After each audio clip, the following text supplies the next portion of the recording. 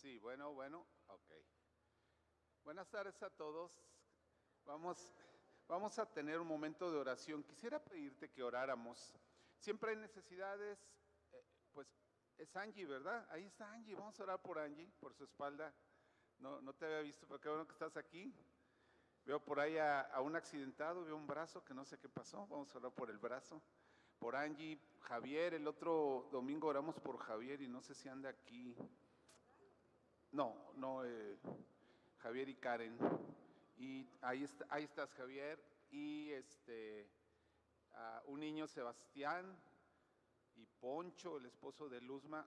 Hay mucha necesidad y si tú tienes una necesidad, vamos a presentarle adelante a Dios.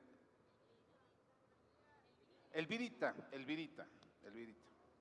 Después de los 96 empieza a chochear, es Elvirita, ¿verdad? Y bueno, siempre hay necesidad. Oramos por ellos. Vamos a orar. Padre, oramos por estos amados, Elvirita, Señor, Poncho, por Javier, Señor, por Sebastián, oramos por el brazo de Juan, oramos por Angie, Señor, oramos por tantas personas amadas que han estado llevando una carga, Señor, Jorge, Rina, y a veces, Señor, es un desgaste, pues, quizá más que la enfermedad misma, la duración de la misma, Padre. Hay veces que es una carga que se hace pesada al paso del tiempo y, Señor, tú comprendes esas cargas, tú comprendes ese cansancio, Padre. Quizá algunos de ellos hoy están muy cansados de lo que están enfrentando y tú le das ayuda al cansado, tú le das fuerzas al que no tiene ningunas y, Padre, tú das la sanidad. Así es que te pedimos eso, sanidad, pero también gracias, Señor. Y si todavía falta un poquito de tiempo de padecer, pero mientras el proceso de sanidad llega, dales fuerza y dales aliento el día de hoy y que sean confortados, Señor, por tu amor y por el amor de la iglesia y que sean fortalecidos en su corazón para descansar en ti, para esperar en ti, Señor. Y oramos por cada uno de ellos y otras personas que están hoy que tengan necesidad. Padre, ten misericordia de ellos, ayúdales. Tú eres generoso, tú eres galardonador, así es que oramos por ellos, bendícelos, Padre, y por cada persona, a quienes pudiera estar hoy por primera vez también, sus corazones estén atentos y puedan recibir tu palabra, Señor. Te lo pedimos en el nombre de Jesús. Amén, amén. Muy bien, pues que el Señor les conforte y les anime. Y bueno, nuestros niños de Kids, todos los niños de Kids, si quieren pasar por acá con Esli, para que les dé su paleta, agradeciéndoles mucho su muy buen y excelente comportamiento que tienen en nuestras reuniones y les agradecemos a Dios por sus vidas. Y bueno, según mis cuentas, nos quedan como 2 o 3 domingos sin el ministerio de Kids, así es que gracias a Dios por cada niño, cada niña que están aquí, gracias por sus maestros.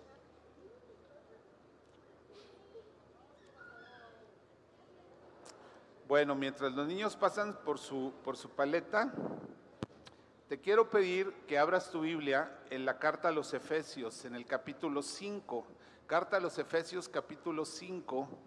De hecho, poquito más adelante lo voy a reforzar, pero te quisiera animar a que cuando te congregues domingo traigas tu Biblia, la física. Yo sé que muchos la tienen en su dispositivo y está bien, pero si tú tienes Biblia de estas, no voy a decir de las de veras, simplemente de las físicas, te quiero animar a que lo traigas. Sí, hay una razón y vamos a llegar a ello un poquito más adelante, pero de una vez les quiero animar, ¿verdad? Que si tienes tu Biblia, trae tu Biblia. Obviamente si vas a tomar notas también, ¿en qué tomar notas?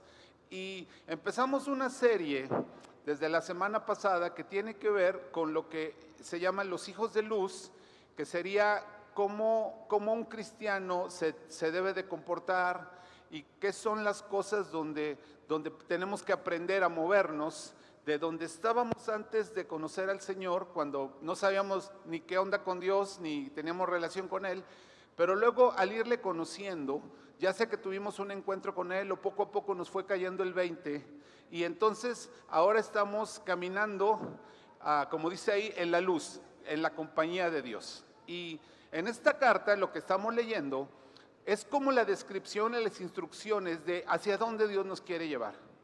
Y la semana pasada leímos de este capítulo 5 los primeros 4 versículos y los vamos a leer como para recordar de qué se trata esta serie de andar como hijos de luz y a qué se refiere el escritor.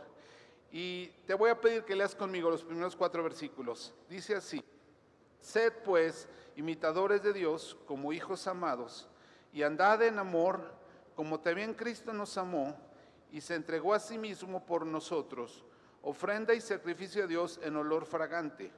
Pero fornicación y toda inmundicia o avaricia, ni aun se nombre entre vosotros como conviene a santos, ni palabras deshonestas, ni necedades, ni truhanerías que no convienen, sino antes bien acciones de gracias. Entonces, esto vimos la semana pasada y es como, permítame decirlo así, como un contraste entre el antes y el después, como un contraste en lo que éramos y a donde Dios nos está llevando. Y obviamente menciona cosas en las que antes de conocer a Dios es normal vivir y hacerlas, pero luego dice, pero yo espero que ustedes vayan cambiando porque ahora son hijos de luz.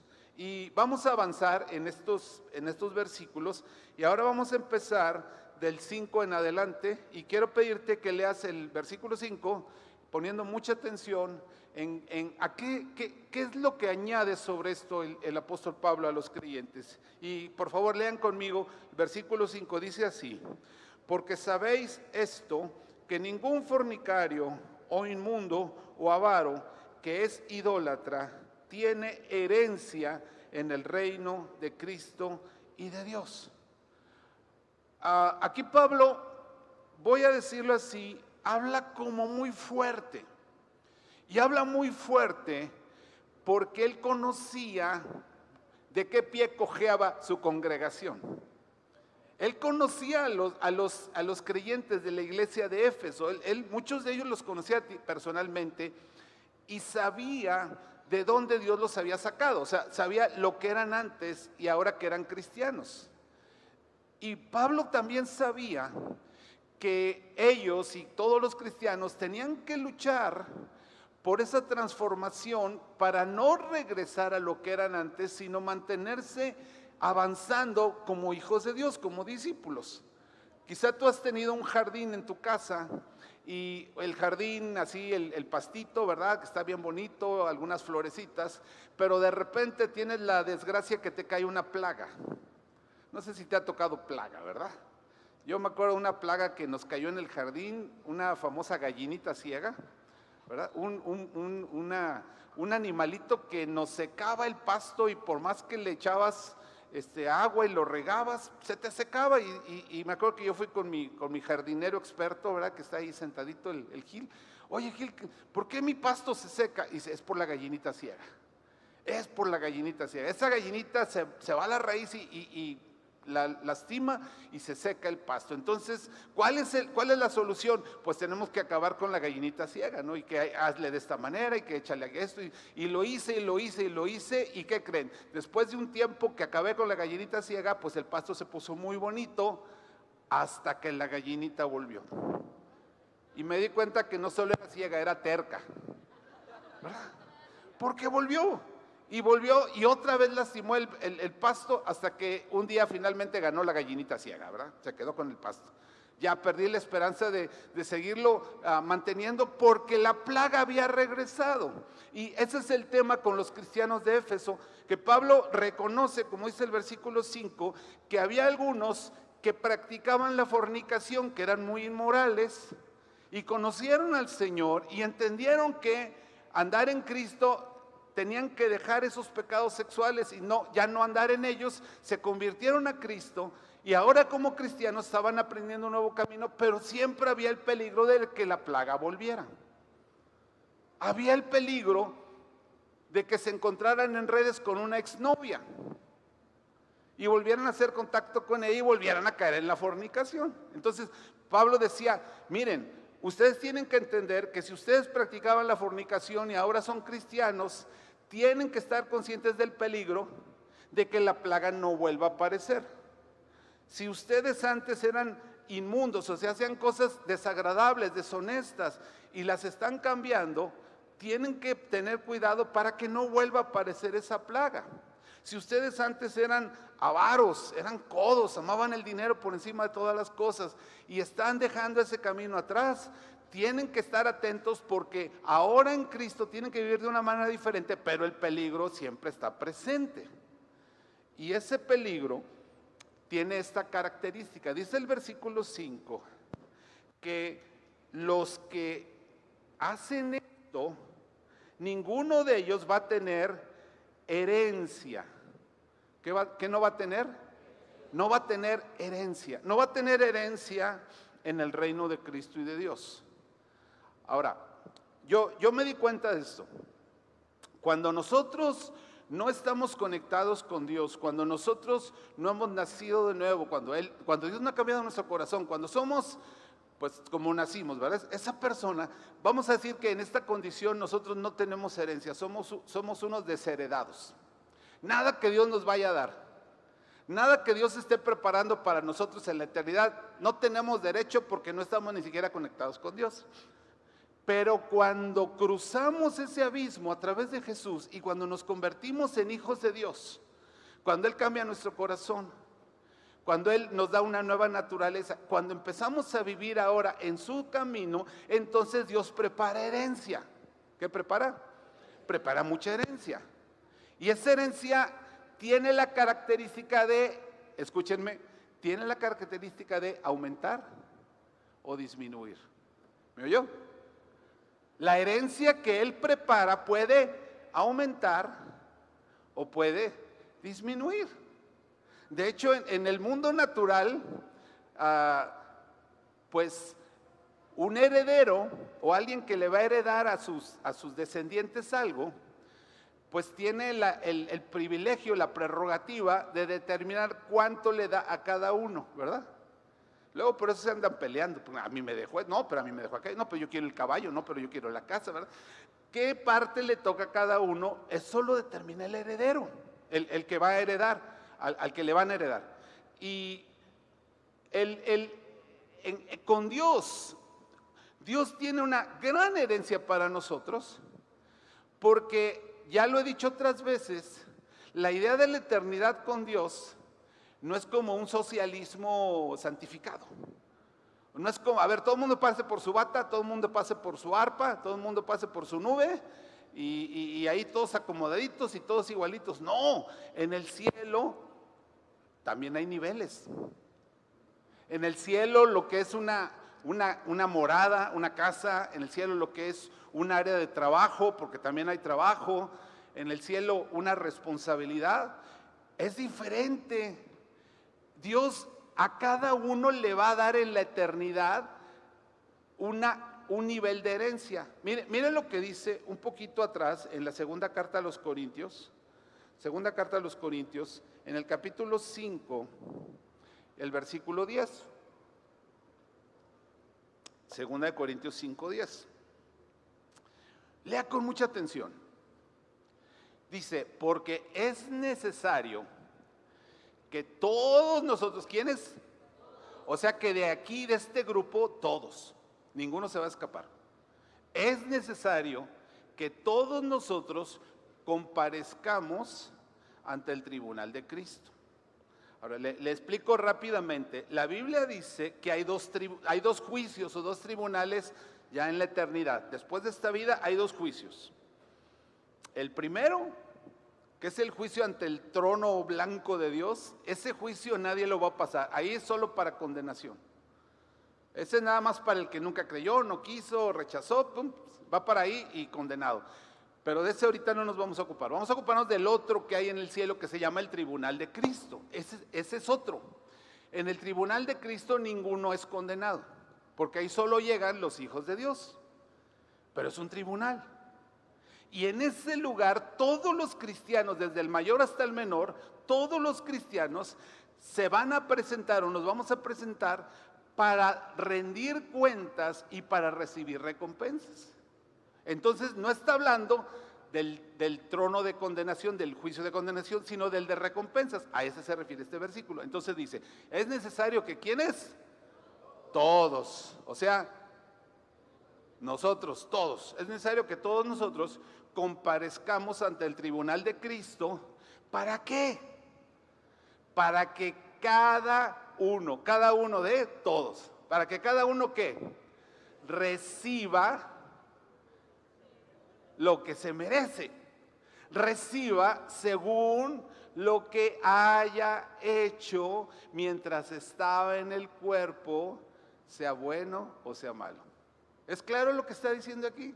¿Sí se entiende, verdad? Ahí no está diciendo, es necesario que todos comparezcamos para que cada uno reciba su cajita feliz. Es necesario que comparezcamos para que cada uno reciba las escrituras de su departamentito. Todos son iguales. No.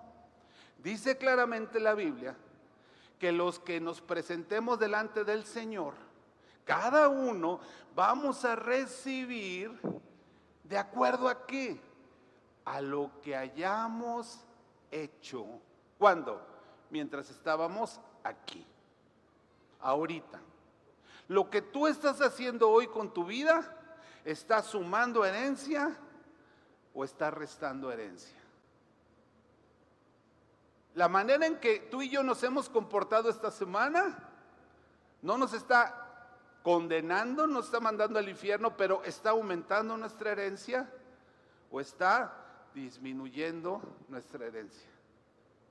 Como ese hombre ya mayor que va con el doctor, el otorrino, y le dice, oiga, ¿y cómo le va con su aparato que ya puedo ir? Bien, estoy feliz. Y dice, ¿y qué dice su familia de que usted ya oye bien? No, dice, no les he dicho que ya oigo bien. No les ha dicho, ¿y por qué? Ya van 3 veces que cambio mi testamento. ¿Verdad? En base a cómo era su familia, les estaba acomodando el testamento. Yo creo que oía que uno decía, ay, a ver a qué hora se muere ya para que me deje algo, y decía, lo borro, ¿verdad? O si él decía, ay, lo quiero tanto, lo voy a extrañar, lo meto, ¿verdad? Entonces, según lo que haya hecho, mientras estamos aquí, si hacemos cosas buenas, ¿qué pasa con nuestra herencia? Aumenta. Si hacemos cosas malas, ¿qué pasa con nuestra herencia? Disminuye. ¿Ya captaron?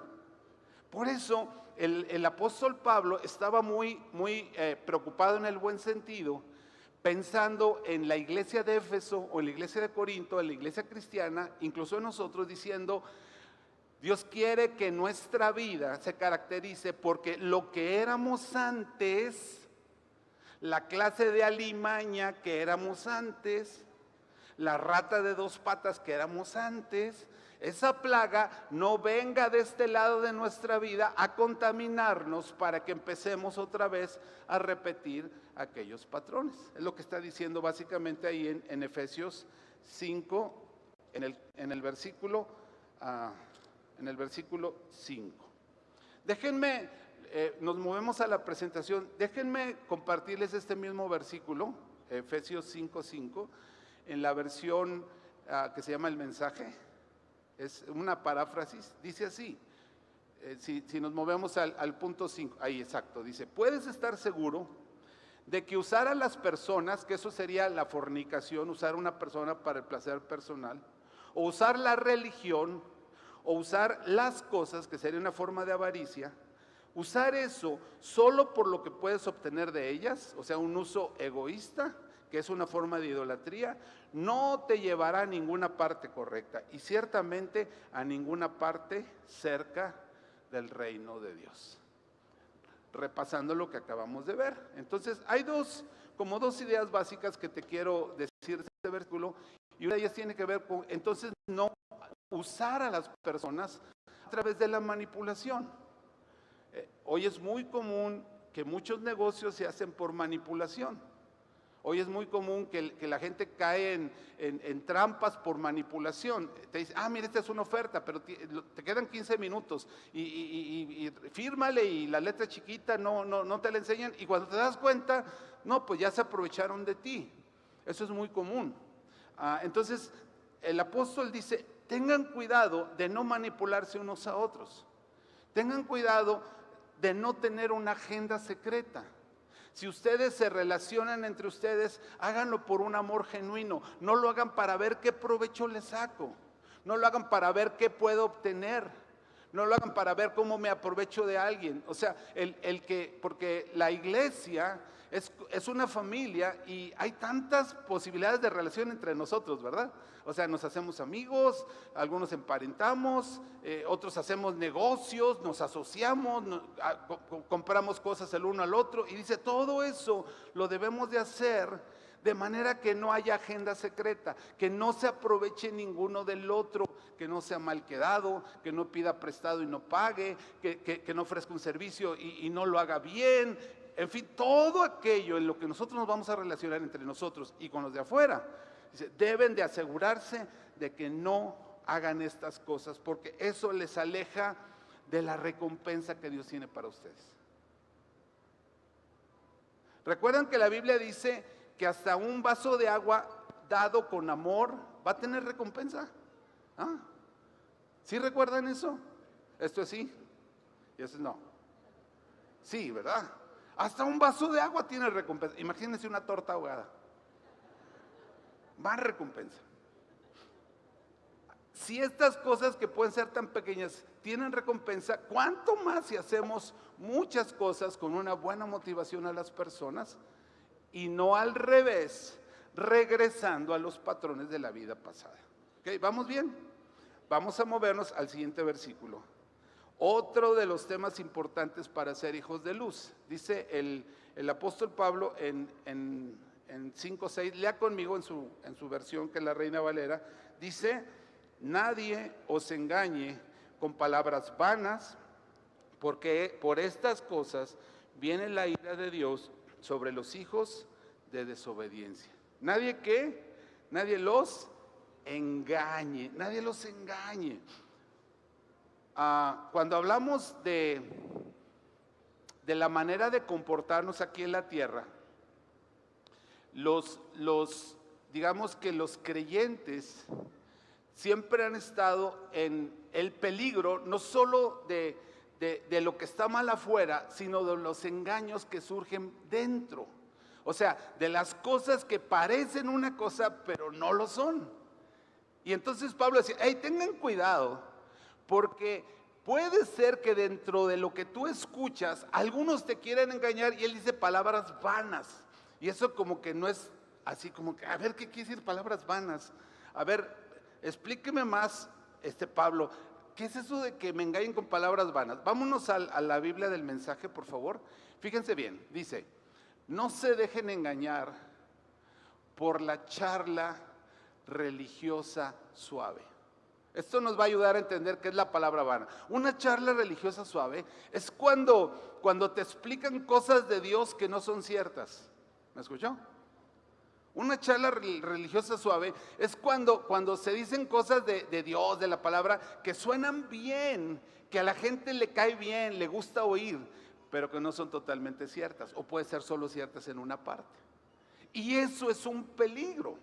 De hecho, continúa diciendo este versículo, Dios se enfurece con las personas que están llenas de charlas religiosas, pero que no tienen que ver nada con Él. Ahora, le explico un poquito más de esto, porque es lo que nos está diciendo Pablo. Y es que, mira, de repente el Señor Jesús le dice a la iglesia, tengan cuidado porque van a venir falsos cristos. Van a venir falsos maestros. Y uno dice, ¿cómo voy a saber que es falso? ¿Cómo voy a saber que no es el maestro? ¿Cómo me puedo dar cuenta? Y una de las formas más seguras de darte cuenta es que lo que te enseñen, lo que te digan, lo que afirmen de Dios debe de estar respaldado por el mensaje completo de este libro. ¿Me escuchaste? No por una parte, no por un versículo, no por una idea, sino por todo este libro. Por ejemplo, tú abres aquí y ves que dices, oye, a ver, ¿cómo? Aquí dice que Jacob, el patriarca, tuvo 2 mujeres, la Raquel y la Lea. Entonces es bíblico tener 2 mujeres. Y alguien te puede decir, aquí está en la Biblia, mira, Jacob, no Jacob es de los patriarcas, mira, tuvo 2 mujeres. Por lo tanto, así dice el Señor, si tienes corazón grande y eres querendón, sí caben 2, ¿verdad? Entonces los que se están riendo dicen, no, es que eso no es cierto. ¿Por qué? Pues sí lo dice la Biblia. ¿Están de acuerdo conmigo? ¿Que se casó con 2? Sí lo dice la Biblia, pero el contenido completo de la Biblia, el completito, no respalda eso. Entonces, tomar un versículo y usarlo para justificar una manera de pensar o de actuar, esa es la charla religiosa suave. ¿Me explico? O sea, tomar una enseñanza, tomar una idea de Dios, pensar algo, suponer algo, soñar algo, publicar algo, ver un reel, ver un video, lo que tú quieras, que te da una parte de verdad mezclada con mentira. Hubo una persona bien malvada, hizo brownies de chocolate, pero los mezcló con tantita popó. ¿Quién se comería esos brownies? No veo ninguna mano, ¿no? Tienen 99% de chocolate y 1% de popó. No, pues por eso no me lo como. Por lo que tiene malo, lo que tiene... Exactamente. Entonces, nosotros no podemos tener la palabra y ponerle a la palabra una pequeña pizca de algo que no es correcto, que no es cierto. Y entonces dice el apóstol Pablo, tengan cuidado porque el engaño, esas personas que con una charla religiosa suave tratan de convencer, lo único que hacen es enfurecer a Dios, porque estas personas pretenden hablar en nombre de Dios, pero no tienen que ver nada con Dios. Como los fariseos del tiempo de Jesús, que Jesús decía, hagan lo que ellos dicen, pero no hagan lo que ellos hacen, no hagan como ellos viven, solo sigan lo que enseñan, pero ellos no están viviendo lo que predican, ¿verdad? Y entonces en este versículo, la que sigue por favor, debemos tener cuidado, el anterior, porque el engaño está a la vuelta de la esquina. Es decir, cada vez habrá más voces raras, voces que dicen una cosa que es parte verdad, pero parte mentira, y que lo van a hacer para engañar bajo la apariencia religiosa, o sea, no como alguien anticristiano, sino como algo que se está desviando del cristianismo. Y bueno, para no generar una paranoia y para no decir, ay pastor, pues entonces ¿qué va a pasar con nosotros? Le digo, número uno, usted tiene que amar esto. Usted tiene que conocer esto, usted tiene que leer esto. Y número dos, usted tiene que conocer la voz de Jesús, el buen pastor. La voz de Jesús. ¿Qué dice Juan 10:27? Mis ovejas oyen mi voz y yo las conozco y me siguen. Si tú oyes la voz de Jesús, conoces su palabra, estás en un lugar seguro, estás en un terreno seguro, porque los engaños no te van a convencer, ¿verdad? Ahora, vámonos al siguiente versículo. Ya vimos Efesios 5, el versículo 5 y el versículo 6. Y luego el versículo 7, que es muy corto, hablando entonces de los que andan engañando, de los que andan queriendo meter ideas equivocadas a la iglesia, a los creyentes. Entonces Pablo le dice en el versículo 5, no sean pues partícipes con ellos, no sean partícipes con ellos. ¿Con cuáles? Con los que está describiendo en los versículos anteriores, ¿verdad?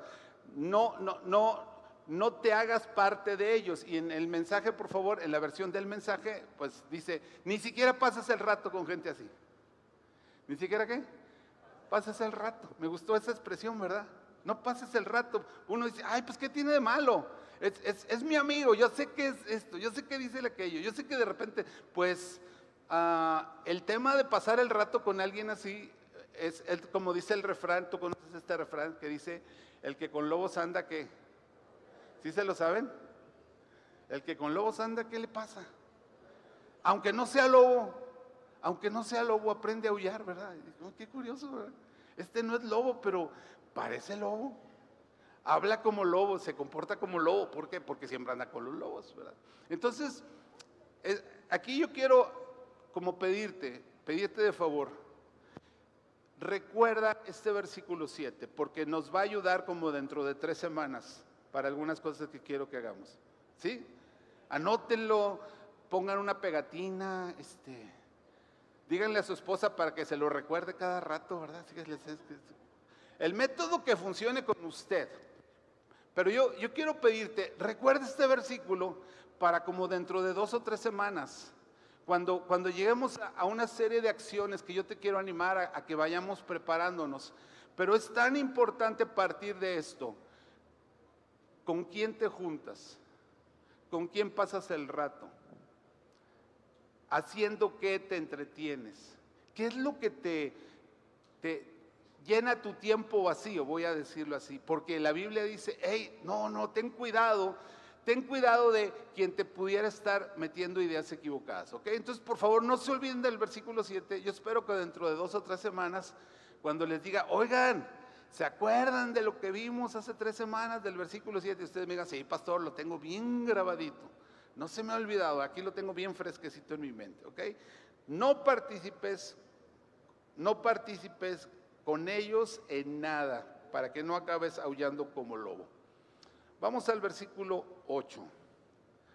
Dice en la Reina Valera, del Efesios 5:8, lean conmigo por favor, dice, porque en otro tiempo erais tinieblas, mas ahora soy luz en el Señor, andad como hijos de luz. Entonces, Pablo nuevamente presenta ese cuadro del que yo les he estado hablando, de este lado y de este lado, y la transición, y las plagas de acá, que no se reproduzcan acá, y aquí no hay herencia, y aquí sí hay herencia, pero la herencia aumenta o disminuye, y Pablo está tocando eso, y entonces aquí en el versículo 8 hace como una especie de resumen o una especie de recapitulación y dice, hey, acuérdense, porque en otro tiempo, en el pasado, en la vieja vida que yo tenía, en lo que yo fui alguna vez, en otro tiempo, ustedes eran tinieblas, pero ahora ustedes son luz. Y como ahora son luz, se tienen que comportar como hijos de luz, es lo que está diciendo, ¿verdad? Ahora, en la versión del mensaje dice, mira, recuerda esto, tú te abriste camino a tientas a través de esa oscuridad. Tú te abriste camino a tientas, que si tú llegaste al Señor y como que ni sabías qué onda, ¿no? No todos los casos son iguales, pero es común que la gente llega y no sabe ni qué está pasando, ¿verdad? Y llegan y dicen, ¿estos qué traen? ¿Por qué están tan contentos? Empezaron temprano, ¿verdad? Porque ya están bien happy si apenas es mediodía, ¿verdad? Y al paso no, pero no sirve nada, ¿verdad? Vi que en la Santa Cena había vinito, pero no es puro jugo de uva, ¿verdad? No, porque están contentos. ¿Estos qué traen? ¿Que no tienen problemas? ¿O que aquí le resuelven sus problemas? Y no entienden. Y en esa falta de entendimiento de qué se trata esto, como que avanzando, como que topando, como que un poquitito a través de la oscuridad, llegan a la luz. Y un día, como dicen coloquialmente, les cae el 20, ¿verdad? Un día coloquialmente como que capta, es que lo que está por fuera, lo que se ve por fuera en realidad es el resultado de algo que pasa adentro. No se ponen contentos porque por fuera los ponen contentos, acaban poniéndose contentos por algo que pasa en su interior, por algo que descubren en ellos mismos, por algo que dentro de ellos cambia. Y entonces dice, ahora ustedes están en la claridad. Y esa claridad en la que ahora están, la luz brillante de Cristo hace que tu camino sea sencillo. Sencillo no en el sentido de fácil, sino sencillo en el sentido que ya sabes hacia dónde caminar y además ya puedes evitar los tropiezos. Así que no más tropiezos adelante. Es lo que está diciendo el versículo 8. ¿Por qué? Porque mientras estábamos en la oscuridad, en la vida pasada, los tropiezos eran inevitables. Acá en la oscuridad, ¿te pasó que repetiste algún error que te costó mucho? ¿Te pasó que la regaste en algo y como dijeran por ahí, no aprendiste, no escarmentaste y la volviste a regar? En ese entonces tu salmista era Joan Sebastián, tropecé de nuevo y con la misma piedra, ¿verdad? Y uno dice, ¿por qué no entiende? Pues no, está en oscuridad, está en oscuridad. Si tú te pierdes en un bosque en medio de la oscuridad que no se ve nada y chocas con una rama, es muy probable que al rato chocas con otra rama porque no se ve. No se ve. Es oscuridad. Es como la chica que se va a casar con el mofles, ¿verdad? Y todo el mundo le dice, no, no te cases con el mofles. Pero ella no ve, está en oscuridad. Dice, me caso con el mofles. No te cases con el mofles. Mira, se ve que no te quiere, se ve que nomás se quiere aprovechar. No, no, no, ella está en oscuridad, se quiere casar con el mofles. Pero mira, el mofles no, yo creo que ese matrimonio va a ser muy difícil. No, pero ella dice, estoy en la oscuridad, pero yo que se casa con el mofles.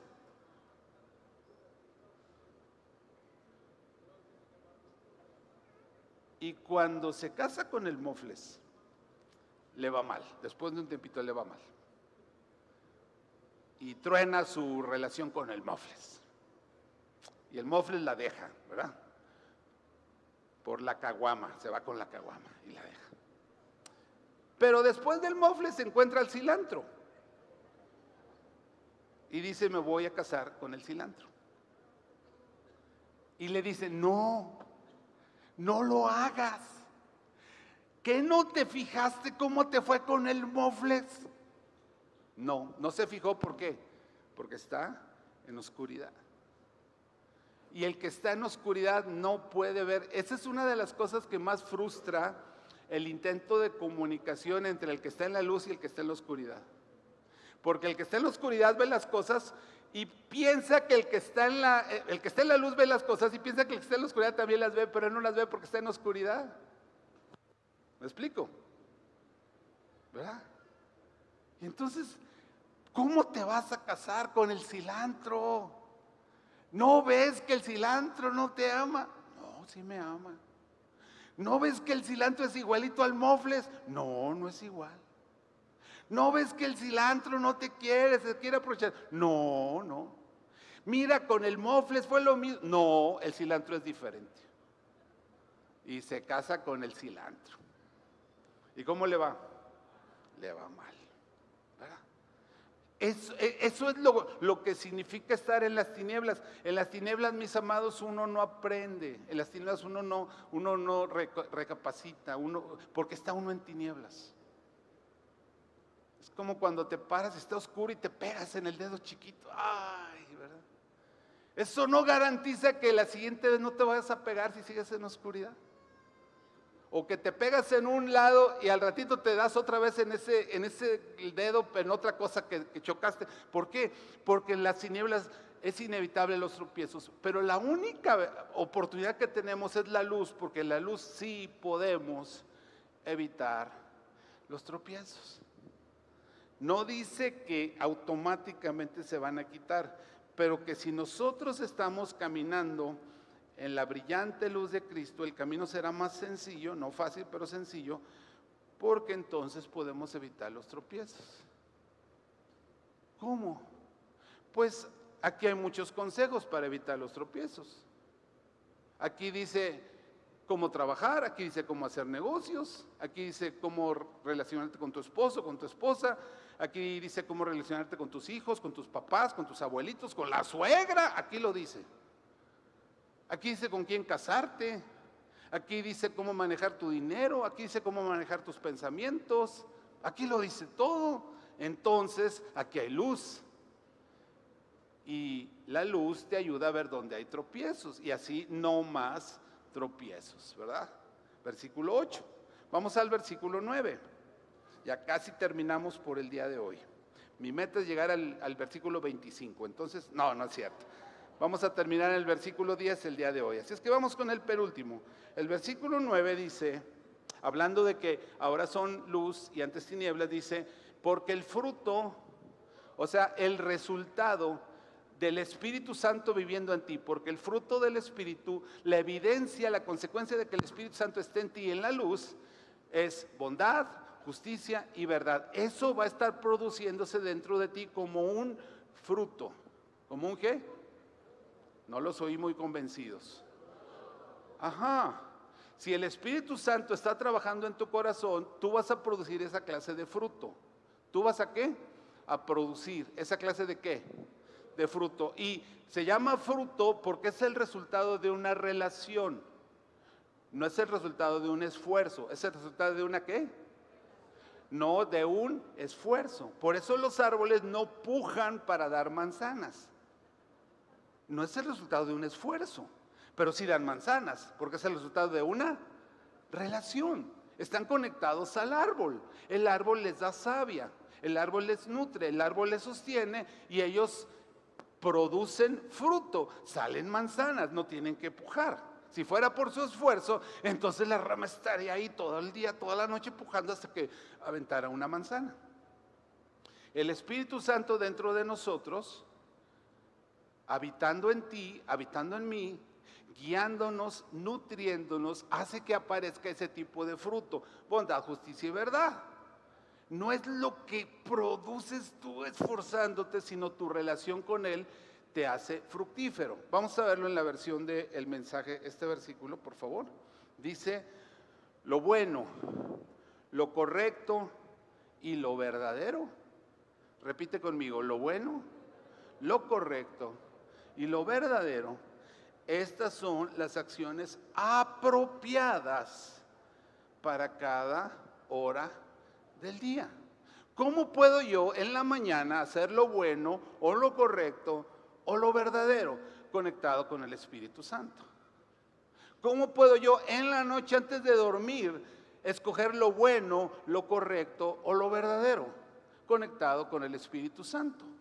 ¿Cómo puedo yo en mi día a día, especialmente si estoy en un lugar medio incómodo, medio desagradable, compañeros de trabajo medios mala onda, muchas presiones en el trabajo, algunos problemas dentro de la familia? ¿Cómo puedo yo en ese entorno actuar apropiadamente, haciendo cosas buenas, correctas y verdaderas, con la compañía y la ayuda del Espíritu Santo?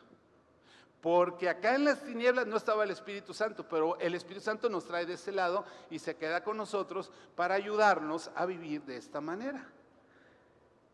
En otras palabras, nos vamos a la aplicación de cómo el Espíritu Santo está ayudándonos. Entonces, estos consejos que Pablo nos está dando desde el primer versículo: aprendan de Dios, no regresen a los patrones de antes, no dejen que vengan las plagas, dejen que el Espíritu Santo les ayude. Todos estos consejos entonces son la base para una conducta constante, o sea, mantenida, y una conducta correcta. Es como me dicen: es que ¿cómo le hago, pastor? Es que ¿cómo puedo vivir la vida cristiana? Pues mira, aquí viene una serie de consejos y cómo lograrlos. No es lo que tú produces, es el Espíritu Santo trabajando en ti. Y esos consejos van a poner un fundamento para que tu vida sea una constante y correcta manera de vivir. Y ese es el secreto de un cambio verdadero. ¿El secreto de qué? De un cambio verdadero. De un cambio verdadero. Les he platicado de una doctora que yo conocí cuando yo hacía el internado en el ISSSTE, allá en Nuevo Laredo. Esa doctora era terrible, grosera, prepotente, maltrataba a todos, no se dejaba de nadie. Ella era pasante y no se dejaba ni de los médicos de arriba. O sea, le pusieron de apodo la perra. Así decían: ¿quién está ahorita en urgencias? La perra. Ni te acerques, porque ahí está la perra. Ya sabes que es grosera, es peleonera, es no sé qué tanto. Entonces todo el mundo le tenía miedo a la perra. Y cuando yo llegué a trabajar en ese hospital, en mi internado, el chisme del hospital, que era un hospital chico, entonces era como un pueblo, ¿verdad? Todo el mundo decía: ¿qué creen? La perra se hizo cristiana. La perra se hizo cristiana. ¿Cómo? Sí, se hizo cristiana. ¿Y cómo lo saben? Porque cambió. Porque cambió. ¿Te acuerdas que regañaba? Ya no regaña. ¿Te acuerdas que hacía lo que se le pegaba la gana? Ya no lo hace. ¿Te acuerdas tanta gente que maltrató y todo? Ya les pidió perdón. Fue con ellos, les pidió perdón. Ya, es cristiana. Había cambiado. Un cambio verdadero. ¿Y cuál era el secreto de ese cambio verdadero? Porque la regañaron, porque la exhibieron en redes, la Lady Perra, porque se le echaron encima las redes sociales, porque el director de la clínica la amenazó con correrla si no cambió. No, nada de eso, domaba la perra. Pero cuando ella pasó de tinieblas a luz, cuando ella dejó de ser desheredada y entró a la herencia, cuando ella descubrió que de este lado había un Espíritu Santo en ella y que le animaba a que a toda hora del día pensara en lo bueno, en lo correcto, en lo que es de buen nombre, cuando ella abrazó esa verdad, cuando decidió vivir como hija de luz, entonces tuvo un cambio verdadero que todo mundo lo notó. Tuvo un cambio permanente. Digo, hace muchos años que no estoy en contacto con ella, nada más no sé ni dónde está, pero pues yo espero que se mantuvo en eso, ¿ok? Último versículo para el día de hoy, vamos a terminar. Dice así: comprobando lo que es agradable al Señor. Fíjate qué tarea tan bonita.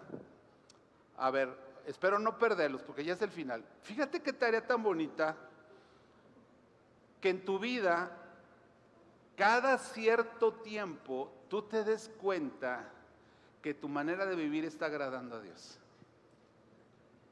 Es el equivalente a los niños que en algunos, ya casi no se usa eso, pero en algunos sistemas escolares te daban una estrellita y te la pegaban aquí en la frente, ¿verdad? Y esa estrellita significaba, le echó ganas, estudió, se portó bien, lo que sea, pero tú salías con tu estrellita y quien te iba a recoger se ponía feliz. ¡Wow! Te dieron una estrellita, ¿verdad? Yo me acuerdo, una de mis hijas le daban la Happy Face. La Happy Face era un papelito así con una carita sonriente de que estudió, se portó bien, etcétera, ¿no? Y un día me dijo: papá, hoy me dieron una Happy Face triste.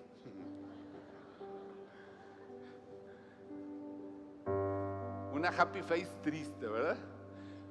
Pues Dios no tiene como que una Happy Face, quizá una estrellita, pero Dios anhela que nosotros, en nuestro crecimiento como hijos de luz, en ir avanzando día a día, lleguemos a un versículo como el versículo 10, donde no solo Él está contento con cómo estoy viviendo, sino Él me hace saber y yo compruebo, o sea, yo me doy cuenta que Dios está contento por el camino que llevo.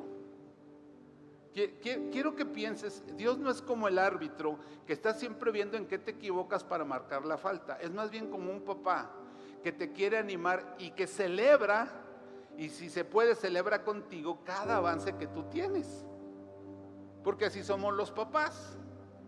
¿Te acuerdas cuando te llevó tu hijo el primer papelito dibujado y dijo que era una pintura? Y eran 3 rayones así, y dijo: mira papá, dibujé un paisaje, ¿verdad? ¿Y tú qué hiciste como papá? Ridículo, este no es un paisaje, son 3 rayas hechas bien mal. ¿Tú hiciste eso? ¿Tú eres así como papá? Por supuesto que no. Tú dices: ay, pero qué paisaje tan maravilloso, lo voy a colgar en mi oficina, lo voy a guardar. ¡Wow! Es el mejor dibujo que yo jamás he visto, ¿verdad? Y ahora, ese entusiasmo viene de tu paternidad, de tu relación con el esfuerzo de tu hijo. Porque tú no le pides perfección, pero sí le pides un esfuerzo. Y cuando ves que se esfuerza, le recompensas con tu amor, con tu gracia, ¿verdad? Así es, así es. ¿Cómo te sentiste la primera vez que tu hijo, tu hija bailó el ratón vaquero? ¿Verdad? Porque un hijo que no bailó el ratón vaquero alguna vez es adoptado seguramente, ¿verdad? O algo así. No, eso no es cierto. Pero es clásico que el día de mayo tienen que bailar el ratón vaquero. Y entonces uno que dice: ay, es el mejor bailable que he visto en mi vida. ¡Wow! Lo hiciste tan bien.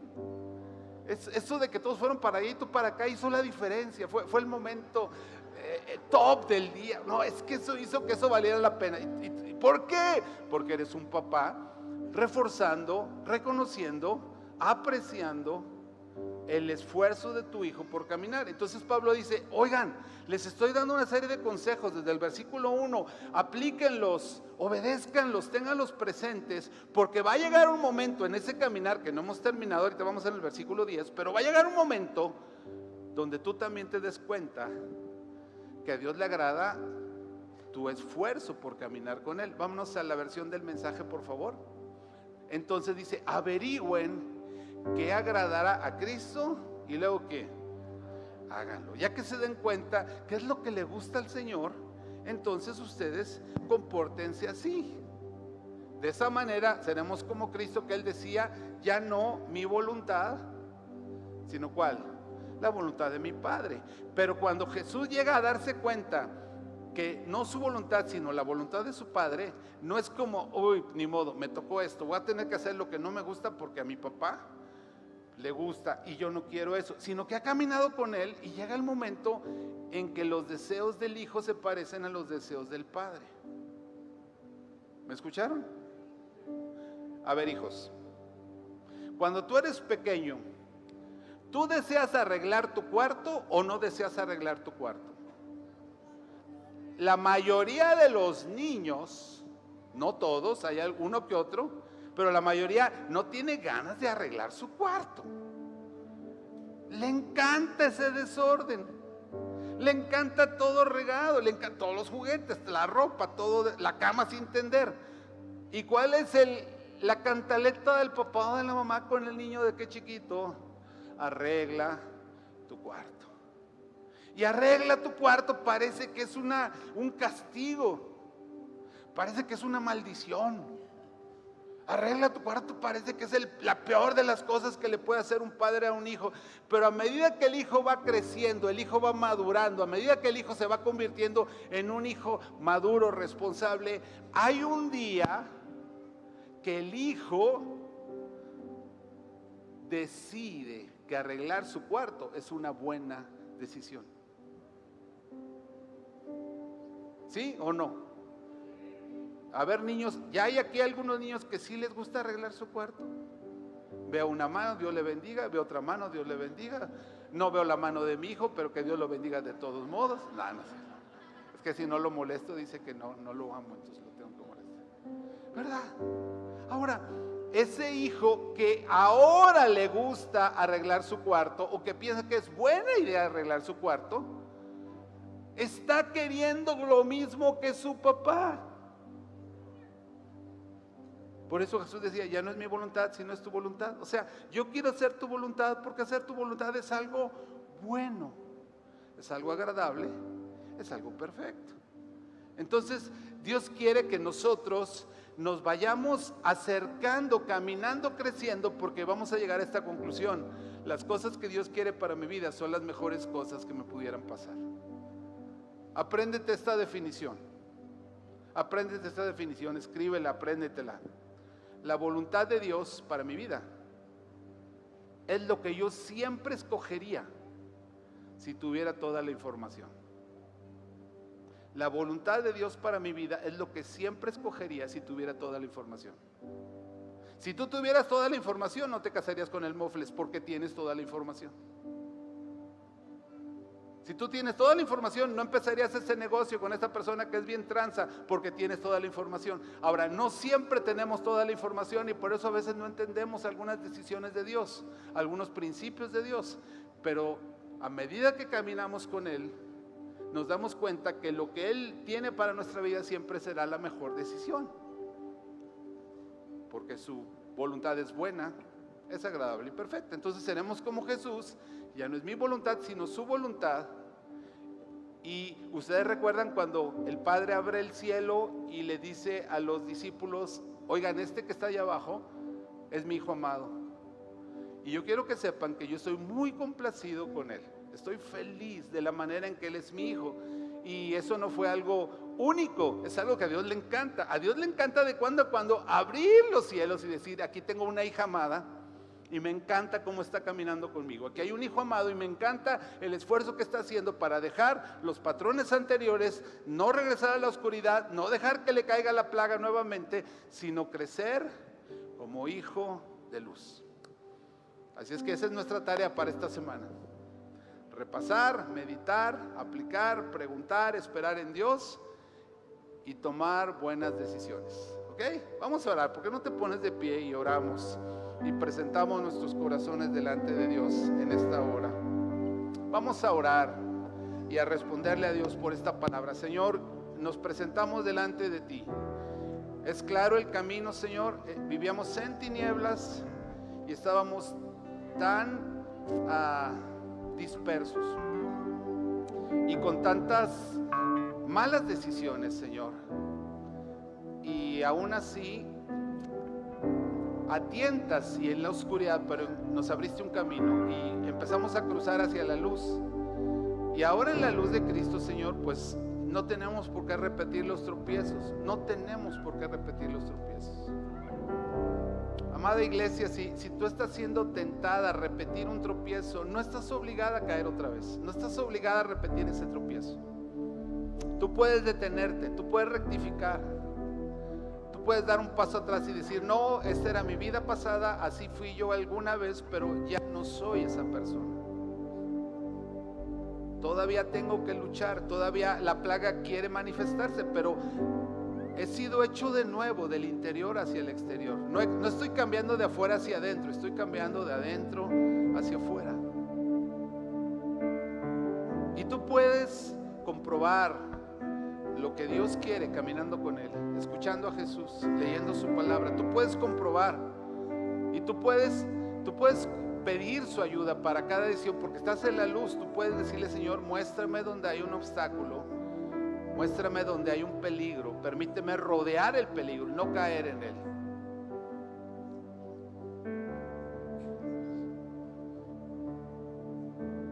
Quizá tú quieras en esta tarde rededicar tu vida al Señor. Tú quieras decirle, Señor, como hijo amado, como hijo de luz, comprobando tu voluntad, percibiendo tu voluntad, porque yo quiero una herencia mayor en la eternidad, más de ti. Y quizá yo pueda probar aquí en la tierra un poquito más del cielo, menos de mí y más de ti.